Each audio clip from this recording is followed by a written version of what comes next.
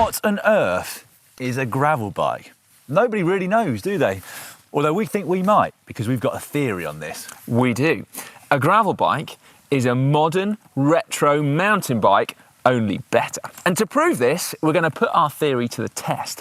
Before we do that, though, we need to take you on a journey. I think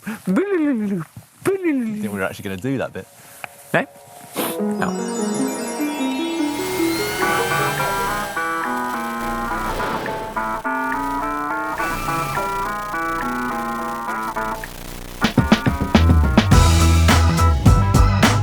Back in the mists of time, mountain bikes were cool. They were the antidote to boring road bikes. They allowed us to venture away from tarmac and onto the dirt in search of added thrills. As technology evolved over the years, so too did mountain biking. And now events like Rampage or the Fest series show just what's possible. And the best thing is we can all do it too. Or we can at least try. This is going to be unlike anything you've ever seen before. As in worse than anything you've ever seen before. Watch this. Whoa! Yes! Ah, man, that felt amazing. How high was it? It looked amazing. It was probably about 3 or 4 inches. Serious, 3 or 4? Yeah, it was rather radical. Oh, man, dude. I'm going to do that again. Yeah, probably the best idea. And that's the problem, really, isn't it? I mean, we all want the best, most capable bikes. Perhaps a bike that's equally at home hucking cliffs in Utah as it is carving endless alpine descents. But come on, how many of us actually have that sort of terrain on our doorsteps? Let alone, in fact, the guts needed to do it. No, what happens is that mountain bikers typically get what we call overbiked, riding the same trails that have been ridden for the last 20 or 30 years, but on bikes that can now eat them for breakfast. There's no challenge. It's like driving a tractor over a twig. We're isolated from any sort of thrill from these simple trails. Basically, they're just a bit boring. You heard? Boring. Modern mountain bikers are boring. Admittedly, not many of them would like to go back to 26-inch wheels and V-brakes, but I think it's hard to deny that those old mountain bikes made the kind of simple trails that we all actually ride an enormous amount of fun. And they made them fun because the bikes weren't actually that good, so simple trails felt challenging. However, what they were really good at was actually pedaling. Cycling, some people like to call it. I mean, the handlebars are not stupidly wide, but sensibly narrow, and they have bar ends attached, and everyone knows they're just ace. Oh man, bar ends are so ace, especially for climbing or getting aero for the good bits. That slender, elegant construction is an indication of its light weight. I mean, this is just over 10 kilos or 22 pounds. And then you also have those smaller diameter wheels coupled to that steep head angle and short wheelbase. I mean, the whole bike just feels small and agile and lively.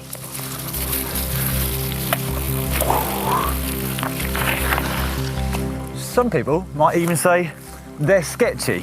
Although let's face it, we're not actually launching ourselves over 30-foot gap jumps here, even though that was pretty blooming close. This is a bike for the common people. Exactly. So is it a coincidence then that at just about the time when normal on mountain bikes meant monster truck tyres and 140mm of suspension front and back, that a new trend began to emerge? Riding bikes that felt familiar on tarmac, but yet could also go off-road as well. Riding all terrains, even biking up mountains. A bike that is fast but challenging, light and responsive and small and agile and fun to actually pedal and to get out the saddle on. A bit like this. It's been said before, but gravel bikes are a lot like taking the best bit of retro mountain bikes and making them even better. But how similar are they, and what do they do better? And what, if anything, do they do worse? Well, to find out, as you can see, our mates at Lauf have got on board with this project and very kindly supplied a True Grit frame set and Grit SL suspension forks, but sprayed up in an homage to those killer mountain bikes from the early 90s.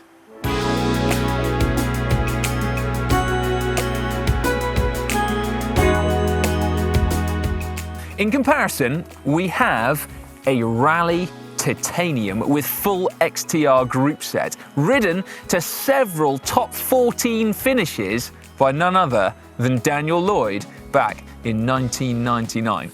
This, you gotta say, was an advanced machine. I mean, no V-brakes here. This has got hydraulic brakes. Hydraulic rim brakes, but still. We also have this, a GT Zaskar, which is a true icon of the 90s cross-country mountain bike scene.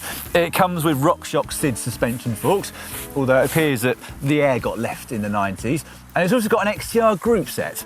However, this is the bike that Si's going to be using, and as I've pointed out to him, he's only got XT shifters and mismatched brake levers. To find out just how similar they all are, we are firstly going to shred our mountain bikes and the gravel bike before unleashing something of a special edition, something we're going to call a hybrid. Yeah, about that. I'm not sure about the word hybrid. Really? Boys. Why not? Well, the hybrids are not exactly the coolest bikes around town, are they? It's a bit unfair. No, I take your point. A mutant.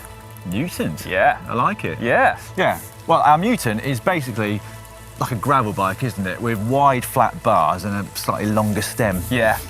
I mean, that's exactly what it is, isn't it? Yeah. Our test track is the perfect mix of gravel, climbing, some tarmac, some single track, and of course some gnarly jumps. We will be getting rad over those. It's quite a simple format. Ride on each bike and compare the times, plus how each bike feels. Okay, now, because GPS hadn't been invented when Dan was racing this, and also because our Wahoos won't actually fit on these microscopically thin handlebars, I'm going to use something called a stopwatch. Remember those? Yeah. Stopwatch on a smartphone. Yes. Okay, right, Lloydie, you ready, mate? I'm saying, right. Yep. You are looking good.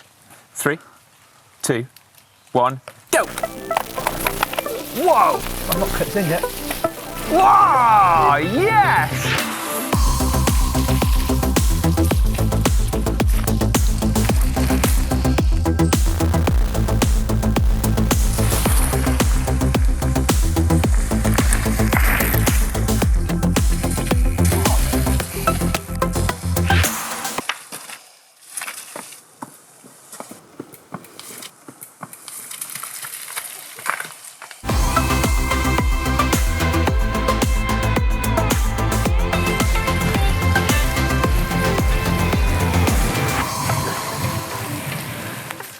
I must admit, this bike is quite hard to handle in this position.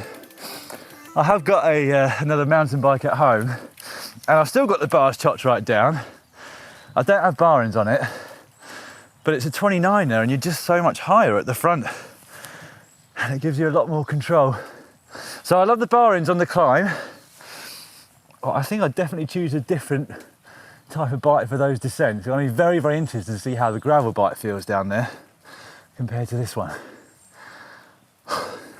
Now, Si's modern Mutant does have bars upon which you can fit a Wahoo Element bolt. So he's going to be timing himself, but just to make sure he's not cheating, I will also be timing it on my smartphone. Are you ready, Si? I am. I'm a bit nervous about that massive jump that you've been getting air on. Well, I styled it over that, mate. No, I know you did. Anyway, 3, 2, 1, go.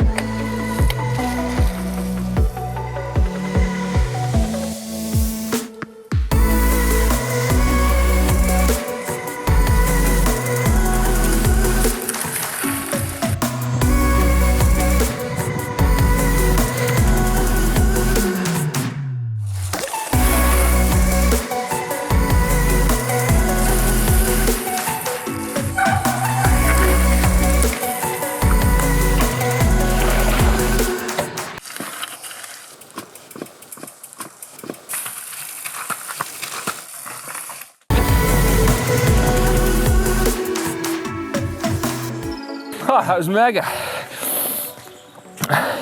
It does feel very different still to a retro mountain bike. It feels a lot lighter, and like it would take you a while to get used to like the steering super responsive, because that stem and the flat bars combined means that you're a little bit shorter than you would be on drops. But that's a genuine grin. Also because he was quicker. While we're cranking out some hot laps, let's dive in to a little bit more detail about the tech, so we can actually try and get to the bottom of why we think these two genres of bikes are so similar. If we start with the first point, and we've touched on it already, both retro mountain bikes and gravel bikes have been designed principally with pedalling and actually riding in mind over just the ability to go downhill really fast. So the suspension travel is perfect for taking the edge off things, but you're not going to be able to swallow entire ruts whole. And it also means that the front end can be low enough that you can get a really nice, comfortably stretched out and low position on both these types of bikes. Dan's retro mountain bike perhaps is taking things to extremes in that he's actually more aero on that than he would be on a time trial bike. Which means that both retro mountain bikes and gravel bikes are easier to ride faster and in more comfort. And it's not just the position, the geometry is also remarkably similar. In fact, the chainstay lengths on the GT Zascar and both the Lauf gravel bikes are exactly the same, and also the head tube angles and trail numbers are exactly the same too. Lightweight was also a real priority for retro mountain bikes, so that they felt fast and lively and were also able to climb really efficiently. And the same is true for a modern gravel bike as well. The difference being now, though, is that technology has advanced to the extent that this Lauf is 1.6 kilos lighter than our GT Zascar. And let's face it, it's not even trying all that hard. It's just that technology and materials have moved on. It has a carbon fibre frame, a carbon fibre fork, carbon fibre cranks, handlebars. Also, slightly weirdly, the tyres are a very similar width. So those green ones on my rally mountain bike measure up at 46mm in width, whilst these WTB Resolutes come in at 44mm. Although obviously these wheels are bigger in diameter, so they do roll a bit quicker. Also, the tyres, like the rest of the bike, prioritise lightweight and therefore fast riding. And again, modern technology is a bit of a game changer with these because they are tubeless. That allows you to run lower tyre pressures, which in turn means more comfort and more grip.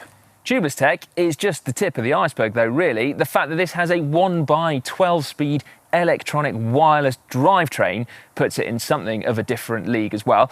Not just in the speed and the smoothness of the shifting, and the fact that it makes a really cool noise, but also actually in tech advancements that we kind of now take for granted, like the clutch in the rear mech that pretty much eliminates chain slap. A bit like disc brakes, which were somewhat of a game changer when they were introduced to mountain bikes probably about 20 years ago. And the same can be said since their introduction onto drop bar bikes a little bit more recently. The question is then, with all this technology and the fact that these Laufs have 20 years of youth on their side versus the retro mountain bikes, will they be faster? All right, Lordy, you ready, mate? I am. Well, it does seem a bit of a shame to get such a beautiful, brand new bike so muddy in the space of 6 minutes, doesn't it? It does. 5.5 minutes maybe on this one. Yeah. Cannings can clean them pretty well, mate. You'll be all right. Okay, all right, you got your Wahoo on this time, so, well, off you go. You're not going to give me a count? Oh, sorry, mate. Beep, beep, beep, beep. Straight in the pedal. Wow! That almost came off there.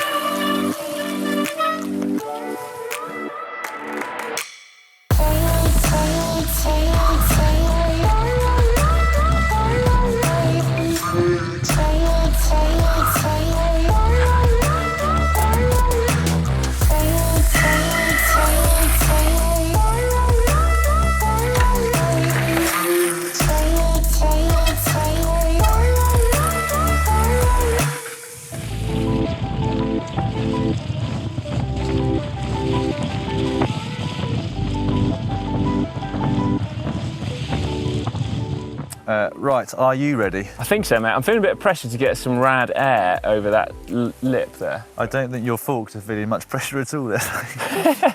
No, fair enough. Lack of air in them. Anyway, don't go over the front of the handlebars, will you? No. On your marks, get set, go!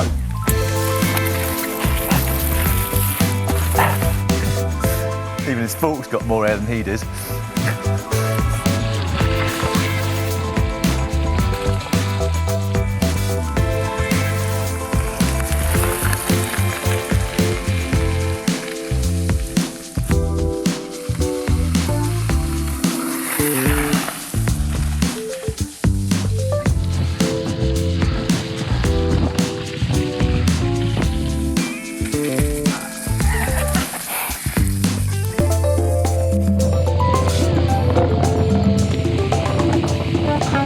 Retro mountain bike, First impressions.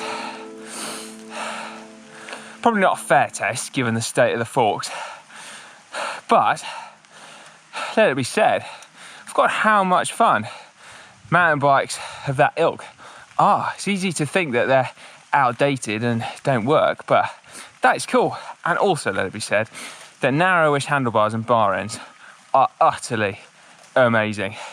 And if I was going to do one thing, it would be to put slightly narrower bars on the Mutant and slightly longer stem. 130mm rules, yeah. Whoa. Funny how different our Mutant bike and our true gravel bike feel. And that, I think, is entirely down to the fact that the bars are narrower and the effective reach is longer, meaning that it kind of slows the steering down ever so slightly. So actually, it feels a lot easier to handle. So this felt absolutely bob on. Yeah, don't know, Mutant, gravel bike, Mutant. Let's crunch some data. Right, time to put our money where our mouths are, Dan. Although before we say that, we should just point out we have got cleaned up since our race runs. Well, we should probably be completely transparent and admit that this is the day after, Si. We got very wet and very cold, didn't we? Yeah, we did, but let's not let that spoil a good story. On the slightly deflated GT Zascar, I did 4 minutes and 49 seconds. And then on the drop handlebar Lauf True Grit, I did 4 minutes and 5 seconds. Blimey. And then on the Mutant, 4 minutes and 10. Right, quite a difference then. Yeah. Well, I, Si, on my Rally Retro mountain bike, did 3 minutes and 59 seconds. Of course I'm joking. Actually, on the Rally Retro mountain bike, I did 5 minutes and 11 seconds. And remarkably, I was quicker on the True Grit. I say remarkably because my legs felt like lead after just one 5-minute effort on that first climb. But I still managed to shave 21 seconds off with this bike at 4 minutes and 50 seconds. Right. So, Dan. So, Si. How much time do you think we lost from riding vintage mountain bikes that had been used for 20 odd years? Oh, so you mean the fact that they're not brand spanking new? Yeah. I don't think I would have lost that much. Mainly down to the fact that I've well maintained my bike over the last 25 years or so, Si, Well, and fair including enough. pumping air into the forks. Well, yes, basic maintenance, I guess. Now, one thing that is very clear from this, and that is that the Mutant is not quite the perfect hybrid of retro mountain bike and modern gravel bike that I thought it might be. Amazing fun, nevertheless, but, and perhaps this shouldn't have come as a surprise, when you put flat handlebars on a bike that's been perfected to be used with drop handlebars, there's a little something that's just not quite right. Which is a shame, actually, because it looks great, doesn't it? It does look amazing. And the other thing, Dan, is that I really miss my bar ends on there. Having spent a bit more time on this now, anytime you're climbing or riding fast, flat stuff, you just really crave basically some brake hoods. I've been saying this for years. Bring back bar ends to mountain bikes. Let's start a petition. Yeah. Right, before we finish this video, Si, there is one thing about both these bikes that we haven't even told our viewers about yet. What's that, mate? Well, that is the fact that they both have an integrated beer bottle opener where the front derailleur used to go. And so, in the interim between yesterday's riding and today, I bought some beers. Good lad, Dan. Excellent. It's Right. an advantage of one buy that's not often talked about, is it? But there we go. No. I suppose whilst you're... Easy, mate. Whilst you're opening... I haven't drunk one yet, honestly. Yeah, whilst you're opening our bottles of beer, I think we should probably try and address that initial question, shouldn't we? And that is that... Sorry. We should probably try and address that initial question of whether gravel bikes are related to retro mountain bikes. And I think in spirit, yes, but it's not quite brother and sister, is it? It's kind of more like cousins, I suppose. I mean, they are designed to be used on gravel and tarmac as well as being good off-road, whereas retro mountain bikes were designed principally for off-road, weren't they? Well, I would agree with that. Yeah. Although I would like to clarify one thing that we said earlier, Si. You know when we said that mountain bikes are boring? Yeah. We didn't really mean it, did we? No, we didn't. Mountain bikers, mainly, you know, the people on them. But no, I don't mean that either. And what we are trying to say is that those modern mountain bikes, might not be the most fun on the trails that you have on your doorstep. That's particularly apt for me living down in the New Forest, and that is where these gravel alternatives really come into play. That's right. It is, as we said earlier, like a bike for normal life, isn't it? I agree with that, yeah. Yeah. Right. All right. Cheers, mate. Cheers. Well, don't drink it, it's not gluten-free. I shall have that one as well. Okay. All right, well, while Dan drinks his beers, I will say please give this video a big thumbs up if you've enjoyed it. Hopefully you've enjoyed it half as much as we have. And also let me point in the direction of another cracking video where Ollie got to use one of these Lauf True Grits in its natural habitat in the volcanoes of Iceland's highlands. I've got a bottle of Diet Coke if you want it. Not really.